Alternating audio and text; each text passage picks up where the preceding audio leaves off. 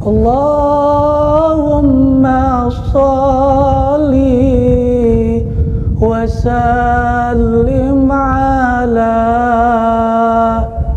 Muhammad wa hasil bihi dhil maram wa tuba lima fil kitabil karim wa fi kulli yaumin talabit tamam.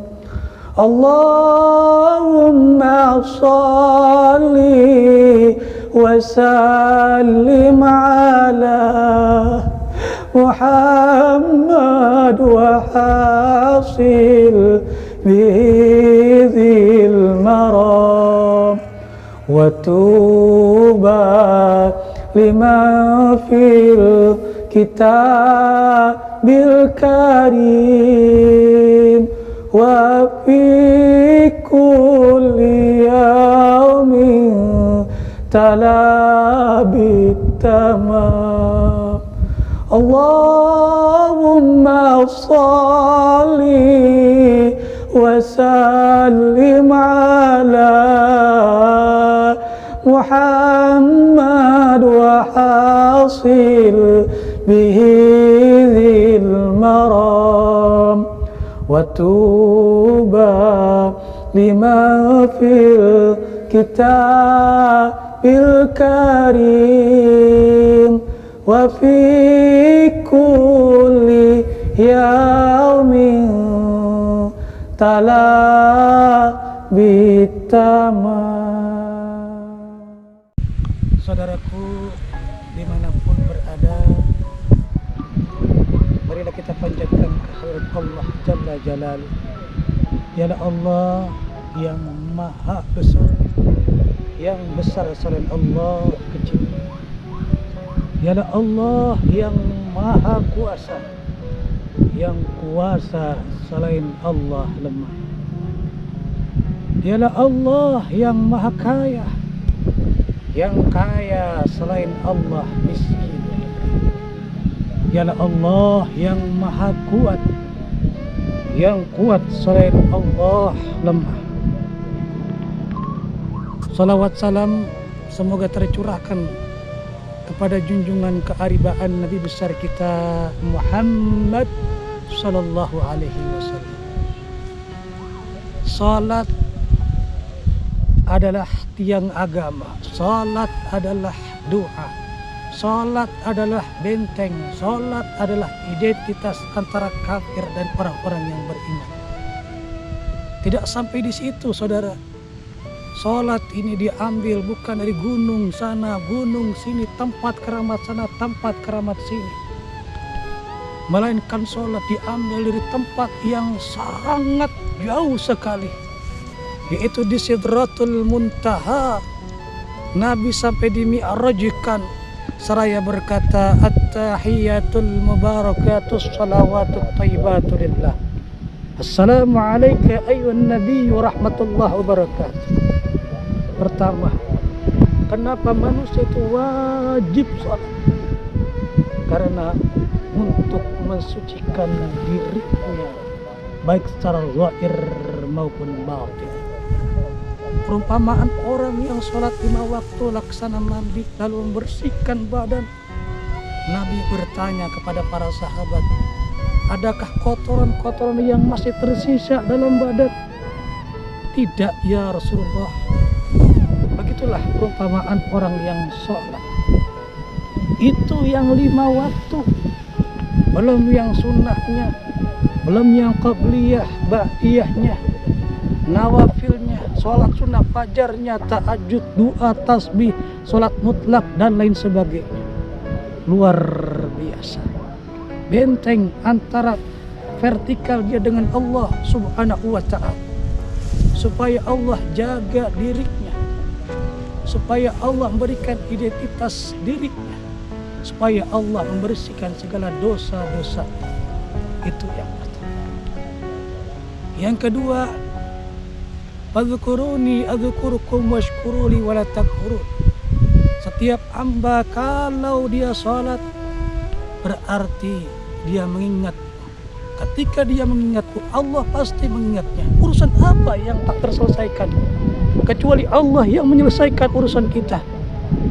Terkadang kita ini egois antara kita dan masalah kita, kita dengan problem kita, kita dengan masalah kita dan lain sebagainya. Allah tidak pernah diutamakan, makanya tidak akan pernah selesai.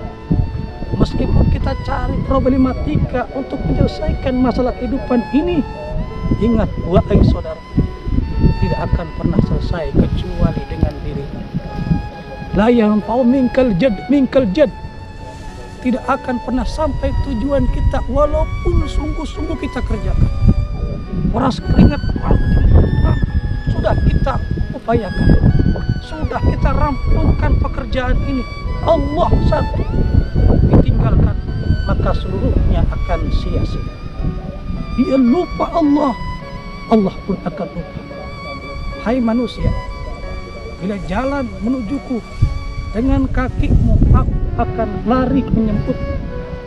Bila kau lari kepadaku dalam keadaan lari, aku akan terbang. Doa apa yang tak dijabahkan kecuali Allah ijabah semuanya.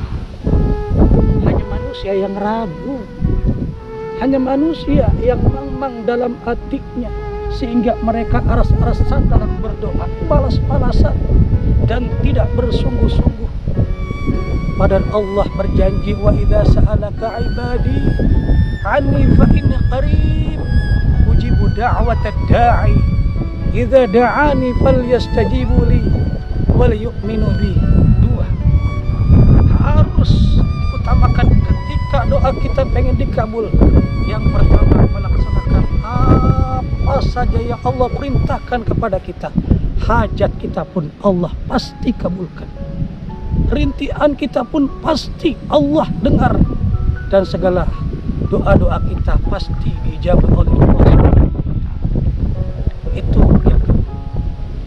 Yang ketiga, sholat ini merupakan syarat diterimanya seluruh amal kita dan sebagai penyelamat amal kita besok di akhirat.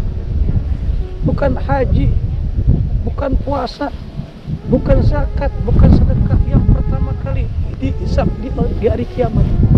Sholat. Bagus dia sholatnya, bagus pula amalan dia. Jelek sholatnya, jahat pula Allah tulis.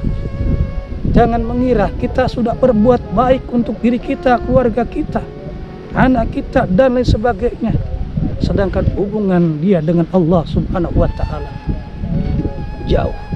Siapa yang jauh dari Allah, Allah pun akan jauh dari dia. Terserah kita. Kau dekat kepadaku, aku dekat. Kau menangis terhadap aku, mendengar tangisanmu. Allah Subhanahu wa ta'ala.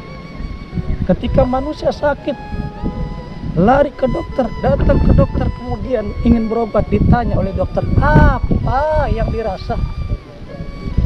Sedangkan kalau kita lari ke Allah tanpa ngomong, tanpa bicara, tanpa seucap satu kata pun, Allah tahu. Jangankan zahir kita, batin kita pun Allah tahu. Rintihan kita Allah tahu. Kita punya masalah dengan suami, dengan istri, dengan anak, dengan mantu, dengan cucu, dengan tetangga, dengan pekerja kita, asli dan sebagainya. Fa'idza azamta fatawakkal 'ala Allah. Kita sudah melakukan upaya untuk menyelesaikan masalah kita, lalu hasilnya tidak semaksimal mungkin. Fatawakkal 'ala Allah. Serahkan semuanya hanya kepada Allah. Kalau misalnya kita dalam keadaan susah, kita pengen istirahat, istirahatlah dalam sholat kita, istirahatlah dalam renungan kita. Lama-lamalah sujud kepada Allah Subhanahu wa ta'ala. Allah berfirman dalam hadis qudsi, yang paling dekat aku dan hambaku adalah mereka yang menempelkan keningnya di atas sajadah. Pasti seraya berkata, Subhana Rabbiyal a'la wa bihamdi. Maha suci Allah yang maha tinggi lagi maha terpuji. Permasalahan yang adalah ketika kita lupa dari Allah Subhanahu wa ta'ala. Permasalahan yang paling besar adalah ketika kita meremehkan sunnah, tidak bersujud kepada Allah Subhanahu wa ta'ala. Hati-hati ibadah yang kita upayakan, yang kita perjuangkan, istrinya kita nafkahi setiap hari, satu atap, satu rumah dengan kita, satu kamar bahkan. Hati-hati ketika mereka tidak melaksanakan sholat. Misal kalau perlu dia setiap harinya 80 kali kita perintahkan dan tidak bosan-bosan, kita akan ditanya oleh Allah Subhanahu wa ta'ala, diperiksa oleh Allah Subhanahu wa ta'ala. Selamat kita dari hujatan itu, selamat, tapi alaihi sallah bi ahkamil hakimin. Bukankah Allah yang maha adil? Bukankah Allah yang menghakimi seluruh yang ada di sidangan manusia besok di hari kiamat?